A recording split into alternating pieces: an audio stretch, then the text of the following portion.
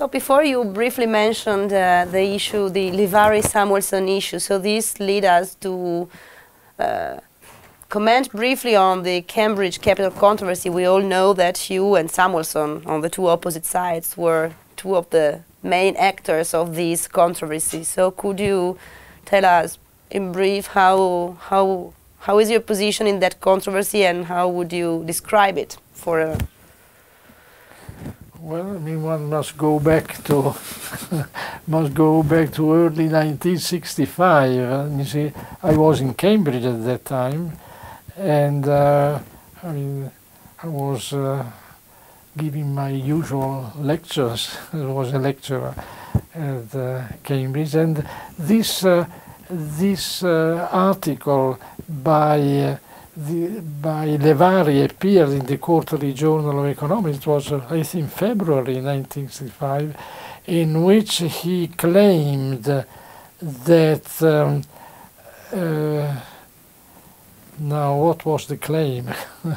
The claim was that in a linear model, roughly of the type of the surrogate production function about which Samuelson wrote a few years before, the reswitching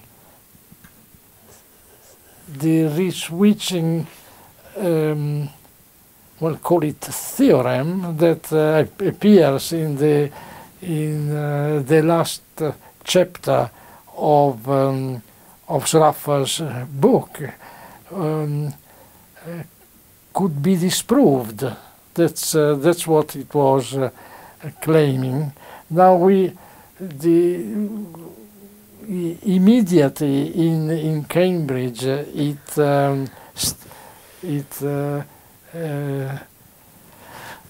induced a lot of discussions. I remember long discussions, especially with Jeff Harcourt, who was, I presume, was the person who noticed that article first in Cambridge, and he informed me, and I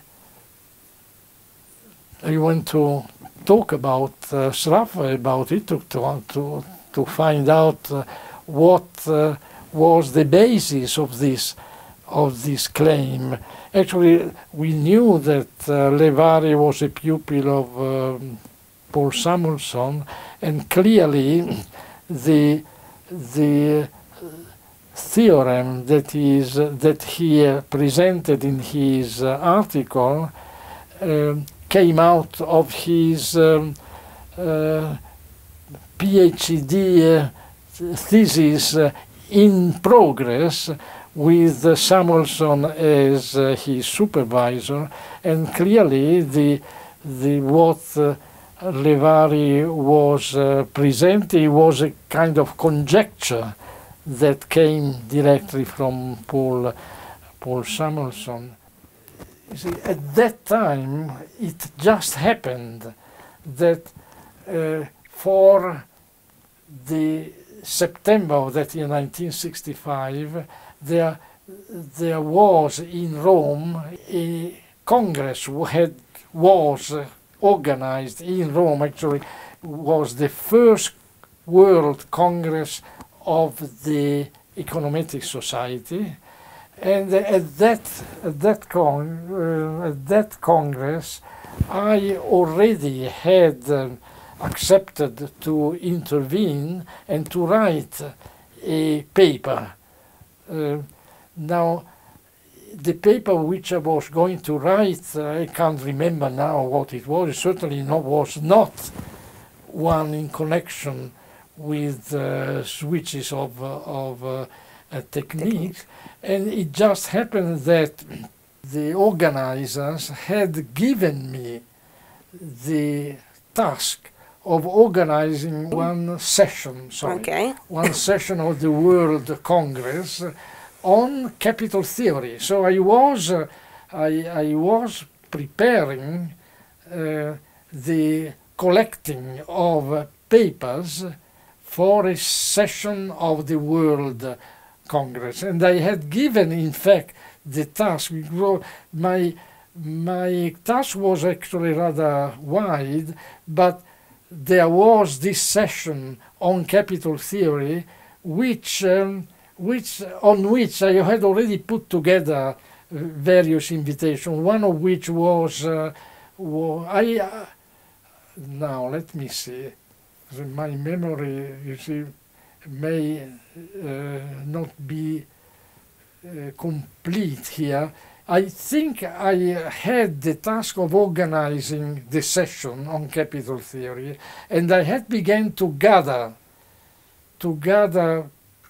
promises of presentation of papers to this session. Now, when this new event came, the article by Livari, of course I was immediately on it, and I actually thought that I might present it in the session which I had been in the process of conducting in Rome. That's how it came about. And immediately I began to look into this paper, and it wasn't so easy to follow, but it was quite clear in terms of the type of analysis which were at that time going on Sraffa's book. And of course I began to talk about this article to Sraffa, and I went on and on. Sraffa did not follow the paper by Levari because Sraffa was not acquainted with matrix algebra, but I was. I was actually using it in my lectures in Cambridge, and the discussion began. I can't remember now when the issue, the quarterly journal issue, was now. One has got to check about this. Well, when it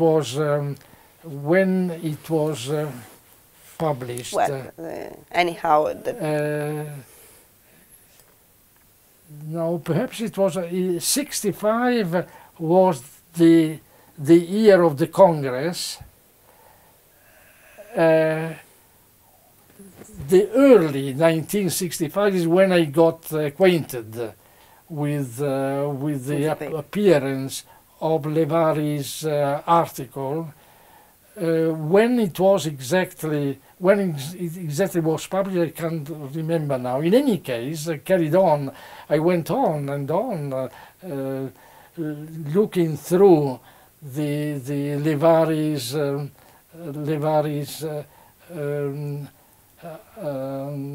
paper article, and I carried on a series of discussions with Sraffa, trying out. Sraffa immediately said there was something wrong in that article. There must have been something wrong in that article. He denied it. He excluded immediately that could have been wrong. That his analysis in the last it's in the last chapter of the production of commodities by means of that was a chapter he had in mind very, very clearly. So he was sure he was right. Sure he was right. And actually he was right. And actually he was right. So the problem was to find out where the Levari Samuelson, because it was a Levari. Samuelson never denied his responsibility for that article.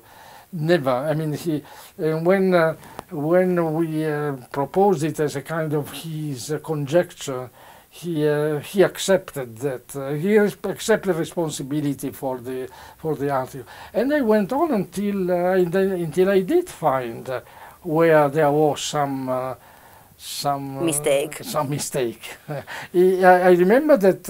Well, roughly, I remember that it was about an inequality that was.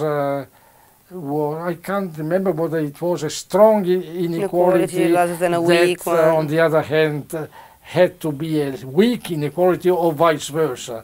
A weak inequality, and on the other hand, had to be a strong inequality. But it was all there. I mean, it was it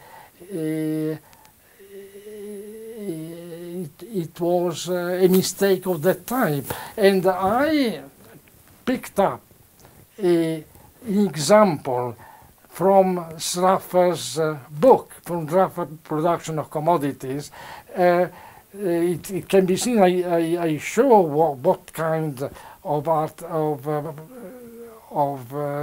example it is, and actually I translated, in a sense, Elevari's claim by using that example, so that Sraffa could follow.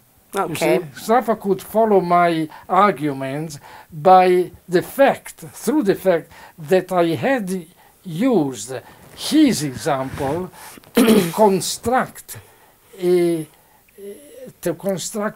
example in which, if Levari were right, you see, meant that Sraffa was wrong, and vice versa. Of course. So you had to translate. I had to translate from yes. one language to the other. To the other, in fact. And in the end, I could prove, in fact, that what Levaris was claiming was not right.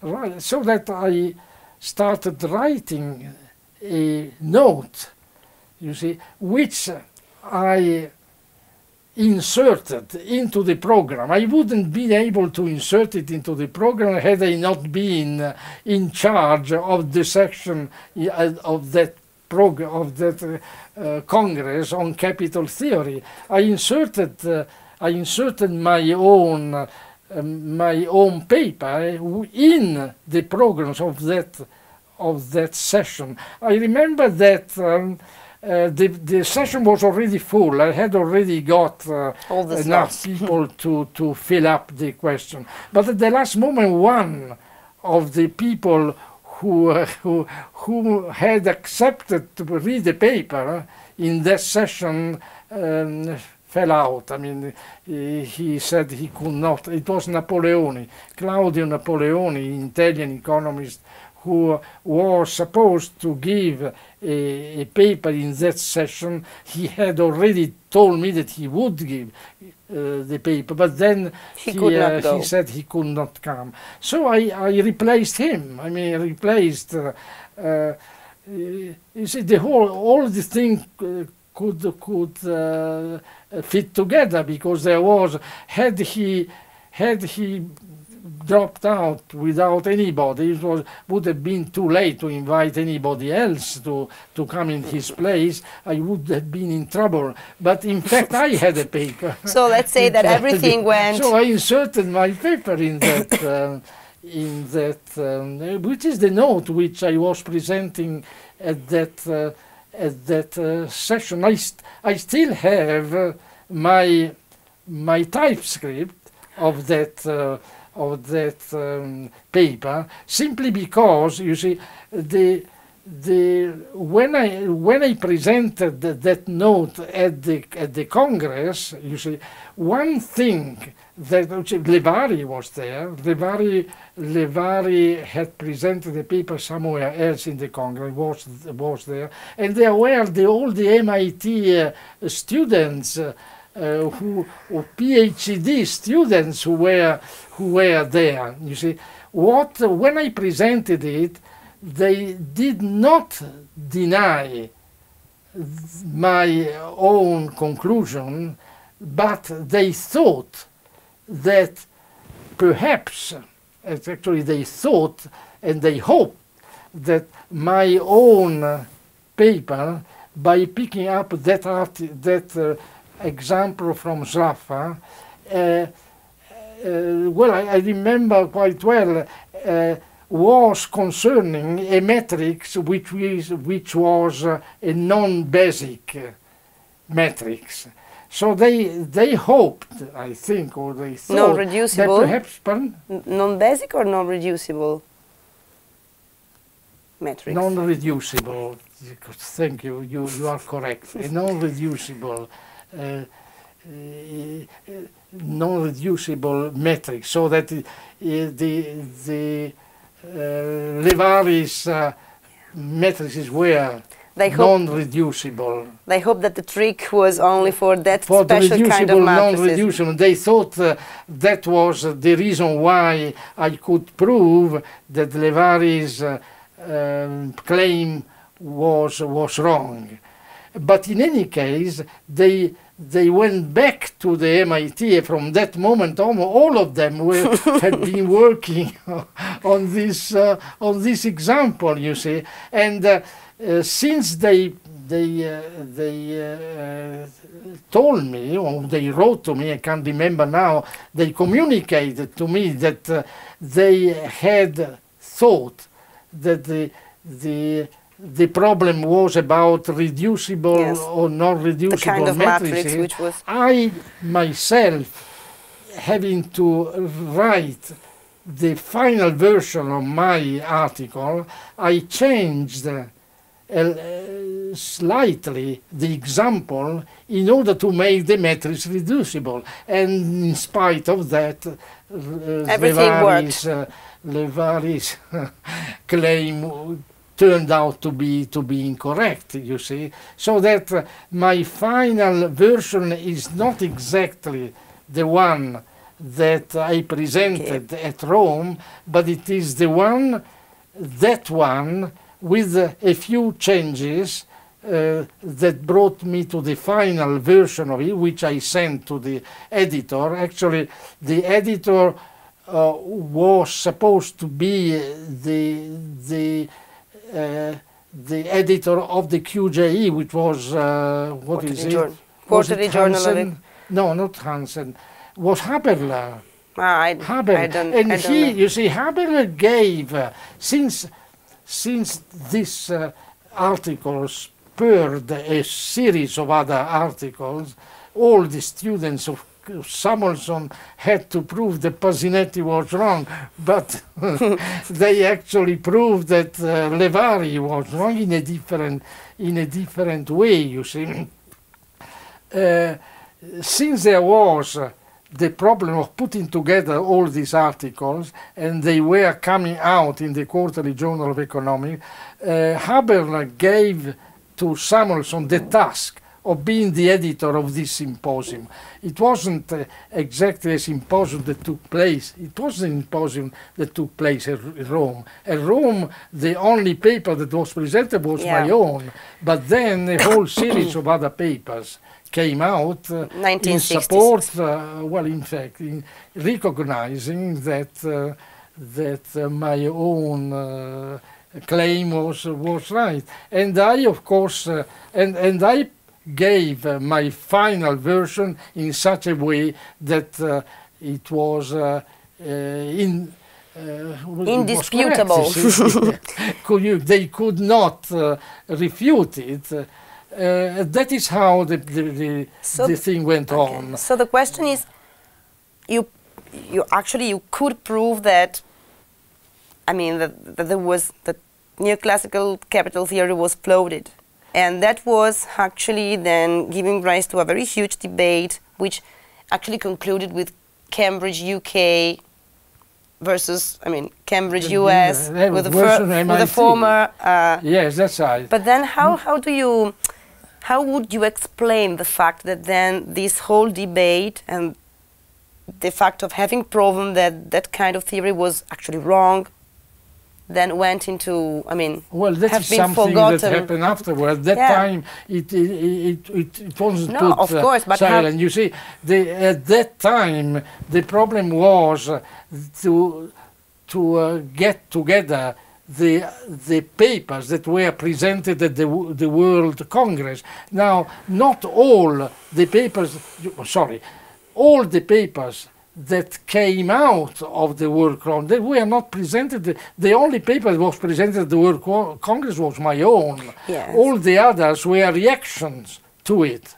You see, Bruno, Burmeister, Szczecinski were... Bruno, you mean Michael? Michael Bruno, Burmeister, Szczecinski were all PhD students with Levari that were conducting their research under the supervision of Samuelson. And they actually got together, they had long discussion at MIT, and they wrote a joint paper, you see. But then there was also, when the news spread out, Morishima pointed out that he himself earlier had faced the same problem, and had in anticipation, most probably, I can't remember now, he was in anticipation of Sraffa, had claimed that re-switching was impossible. And then there was Garignani. Garignani didn't come, was not at the Congress. Garignani got all the papers of the Congress from me. Garignani was in Rome. I was working in Cambridge, and I went over from Cambridge to Rome, but I kept in touch with Garignani. Now, Garignani had been working on this problem and thought he could write a paper on the problem. Actually, he was claiming that my paper was not complete in all arguments. Well, I didn't bother about it. I went on my own argument. And he wrote this paper as a response to my own paper and to the papers of the other people whom he didn't get. He got them from me, you see. He got them from me because I received all these papers from those pupils of Samuelson. And Samuelson admitted it and wrote that final comment, you see, final comment admitting that they were mistaken. Everybody, all other students of Samuelson agreed and got together. Actually, Samuelson and Levari wrote a reply to my article admitting that the theorem was wrong. Bruno, Burmeister and Szczecinski, who worked on this, on inducement from Samuelson, wrote a joint paper, themselves, however, saying openly that they had started working on it after after reading my own paper, and in a sense acknowledging priority. Samuelson then wrote a final response, again acknowledging my own priority. In the symposium, it became a symposium as 1966, yes. Putting together all these papers. There was the paper by Morishima, who sent this paper himself to the QJE, and the paper by Garignani. Actually, Samuelson initially was not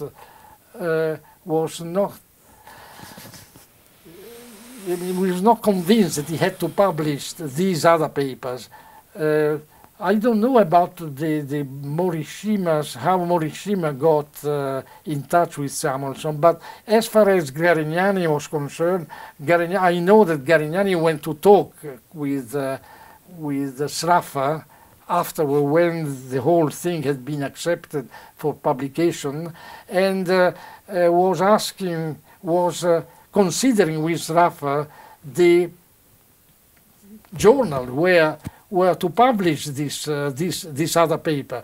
I insisted with Paul Samuelson that he should accept Garignani's paper, because Garignani's paper would have contributed to make confusion and raise doubt if he were to send it to other papers, to other journals, and moreover this journal would not publish it immediately, would publish it later, and he was complaining about it. In the end, Samuelson accepted this, so that he put in also Maurice Schimmer's and Garignani's paper that came there, were written afterwards, were written in the beginning, in the first month of 1966, you see, both of them.